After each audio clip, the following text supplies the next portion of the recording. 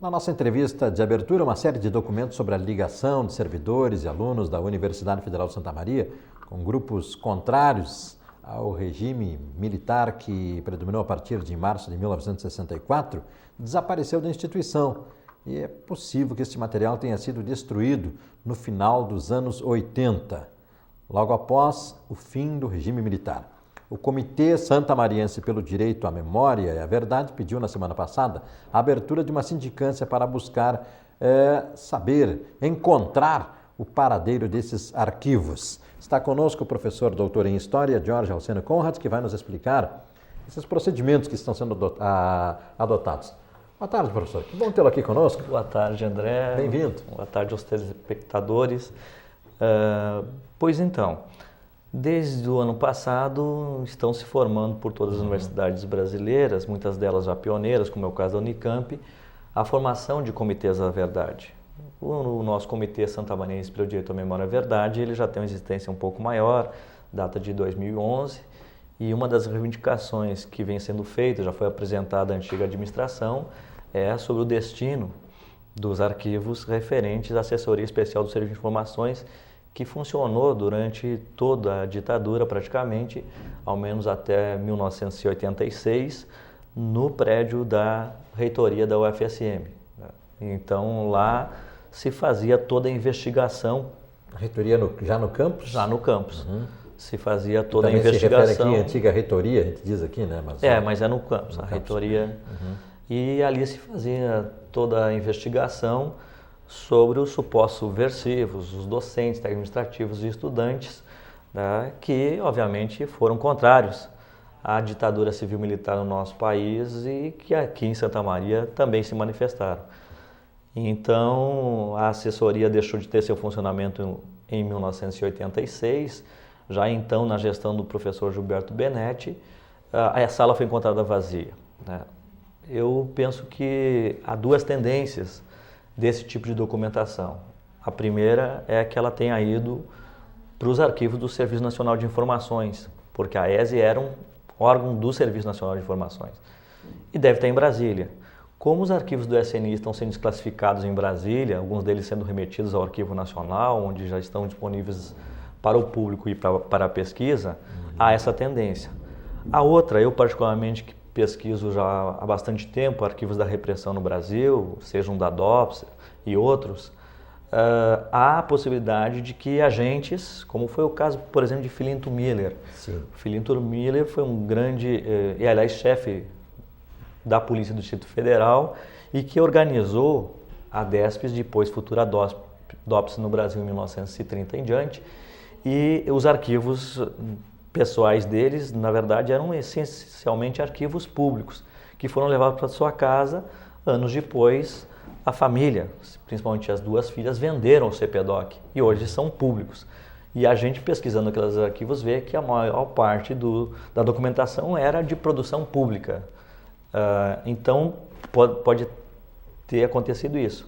Enfim, o que o comitê reivindica, como em outros lugares, como esse movimento mundial, né, pelo acesso à informação e pela abertura dos arquivos, especialmente aqui no nosso caso referente à ditadura, é que se busca o paradeiro dessa documentação, porque certamente ela vai explicar muito da história da UFSM nesse período e sobretudo de um contexto onde a censura, a repressão, a investigação, a delação foram bastante constantes no nosso país. Não foi diferente aqui em Santa Maria por esse órgão especial, que agia dentro da instituição, mas a serviço da ditadura.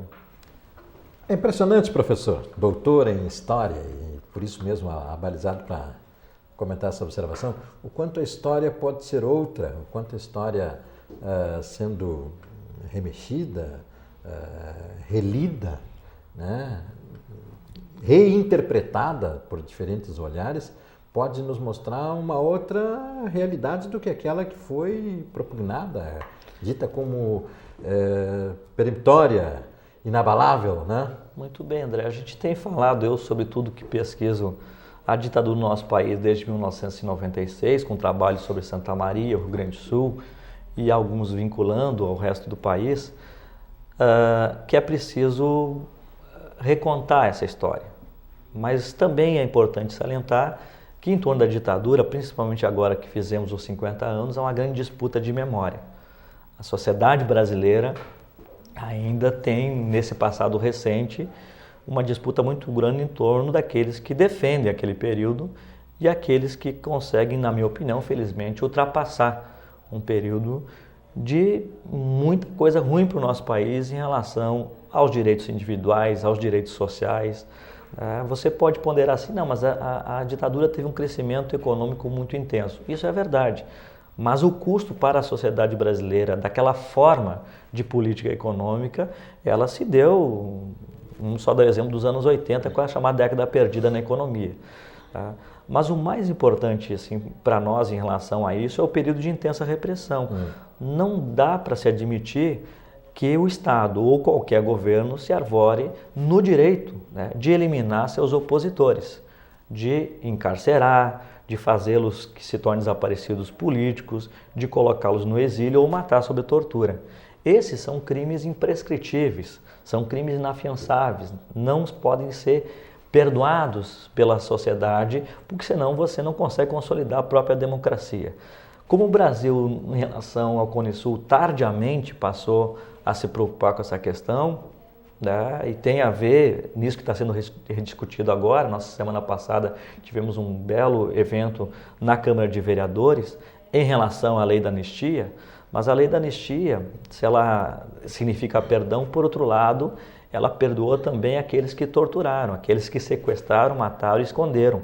Aqui na própria região de Santa Maria temos 4 nomes envolvidos entre os desaparecidos políticos, um que estudou aqui e que já foi resgatado, que é o Luiz Eurico Teixeira Lisboa, fez o curso de economia na UFSM, mas ainda tem o Silon Cunha Brum aqui em São Cepé, cujo túmulo espera o corpo e a família já busca isso há mais de 40 anos.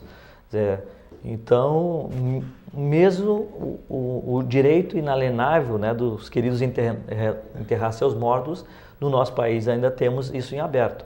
Então é nesse sentido. Muitos também nos criticam que isso é revanchismo. Não, a gente precisa aprender com a história para não repetir esses erros de outrora. Né? Não trata-se de revanchismo, trata-se de esclarecer um período, né, muito sombrio da história brasileira e que é tão recente ainda para muitos.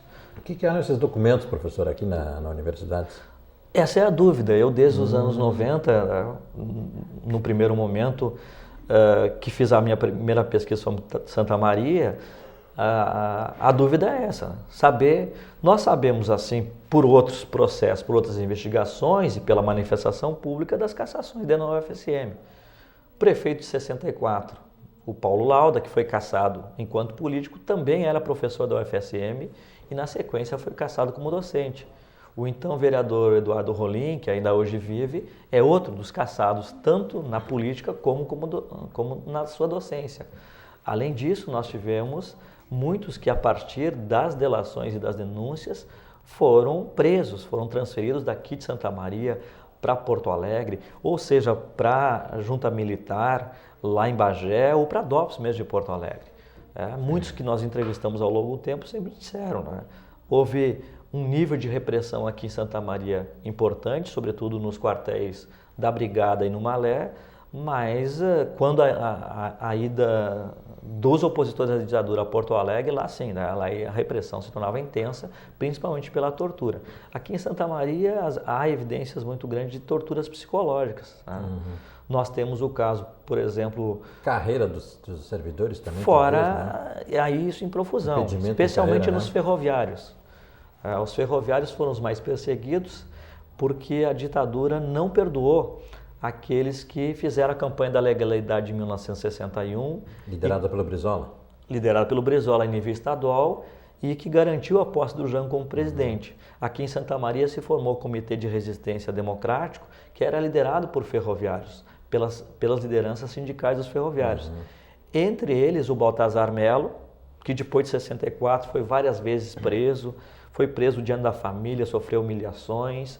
Mas haviam esses que tiveram corajosamente uma postura de linha de frente, mas havia aqueles também que eram vítimas pelo apontar do dedo. Esse é comunista. Sim, porque... Por interesses, às vezes, comezinhos, mesmo pessoais, pequenos. Muitos, né? Se repetiu aqui aquilo que também teve, por exemplo, na ditadura do Estado Novo, principalmente em relação à nacionalização aqui na Quarta Colônia. Quer dizer, às vezes por pequenos conflitos, a pessoa não gostava do vizinho e denunciava. O fato é que entre os opositores mesmo da luta política, seja de que forma você vê a luta política, né, aqui em Santa Maria tiveram aqueles, ou na região, que se engajaram na luta armada e outros que fizeram oposição institucional. E esses, né, por mais liberais que fossem, alguns radicais, mas contrários àquele estado de exceção, contrários à ditadura, foram perseguidos. Quer dizer, e todos levavam essa pecha, né, de serem comunistas. Obviamente que tinham os militantes comunistas. Santa Maria, entre os ferroviários, tinha uma relativa militância. E até ficava... Esse parece ser o X da questão, né? O que é? O comunismo encetava todo um conceito, todo um primado ideológico que ou retirava, ou era do governo, ou apoiava o governo, ou era contra o governo, né? Eu acho que você colocou um ponto importante agora que a gente tem salientado. Eu mesmo, a partir da plateia, nesse evento da Câmara de Vereadores, fiz uma intervenção da seguinte forma.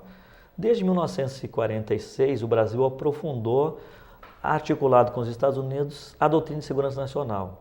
E ela foi militarizada após 1964. E a doutrina de segurança nacional, ela vê como o inimigo principal o inimigo interno. Quem são o inimigo interno? Militantes dos movimentos sociais, de partidos políticos, incluindo aqueles que são de esquerda. As nossas Forças Armadas, ao longo do tempo, continuaram, mesmo depois de 1985, formando seus oficiais, muitos dos militares, dentro dessa doutrina. E aí eu vou tentar entender, eu acho que é por esse um dos caminhos, da razão de por que muitos militares, mesmo nascidos após 1985, defendem o período da ditadura. Ora, defender a instituição é aquilo que nós todos queremos. Né? As Forças Armadas Brasileiras elas têm que ser formadas para a democracia. E o inimigo, já que somos uma nação, deve ser um inimigo externo. Não a repressão. Dentro do conceito de soberania. Vejam só, dentro da própria Brigada Militar e do Exército, aqueles que defenderam a legalidade em 61 foram perseguidos e caçados. Então é preciso ser dito isso também. Não foram todos os militares que perseguiram. Muitos resistiram e foram penalizados por isso. Né? Até hoje reivindicam. Né? Alguns tiveram a anistia, tiveram o reconhecimento do Estado brasileiro em relação a terem sido excluídos das corporações, mas é ainda também um trauma em aberto de muitas famílias, inclusive de militares, como estou salientando aqui. Esse é o professor Jorge Alcino Conrad, eu o conheci lá no Mila, saudoso Mila, de grande produção, faz falta aqui em Santa Maria para a produção, faz falta para o país, não é para Santa Maria, né? A produção de pensadores a partir de um panorama macro regional. Professor, eu preciso encerrar, mas eu estou curioso para lhe perguntar como é que o senhor trabalha, né, com jovens, professor, que a mim deve parecer que a eles é incrédulo. Eles falam e escrevem o que bem entendem no Facebook. A eles deve parecer incrédulo. Dizer, para com isso, professor. Vai dizer que agora ali, no tempo dos meus pais era assim, não podia dizer o que pensava. Isso tem uma situação assim de mão dupla. Há cada vez mais interesse de jovens, ao menos na universidade, aqueles que chegam não só no curso de História, comunicação, direito, filosofia, ciências sociais em relação a esse período. Eu tenho uma disciplina complementar de graduação que trata do Brasil de 64 a 85 e sempre tem muita procura. Os eventos são bastante concorridos em relação a isso. Mas, para um jovem hoje que tem 18 anos, 64 é uma eternidade. Então, eu até tempos atrás falava de algo do Brasil em 83 e um aluno me dizia, professor, antigamente era assim. E eu dizia para ele que antigamente, para historiador, é Grécia e Roma. Né? Ora, nós sabemos, para quem hoje tem 50 anos, como eu, sou filho de 64, que a ditadura foi muito recentemente no nosso país. A nossa consigna em relação a isso é como em todos os comitês, para que não se esqueça, para que não mais aconteça. Não podemos deixar de rememorar esse período para justamente aprender com o passado e não cometer os mesmos erros no futuro.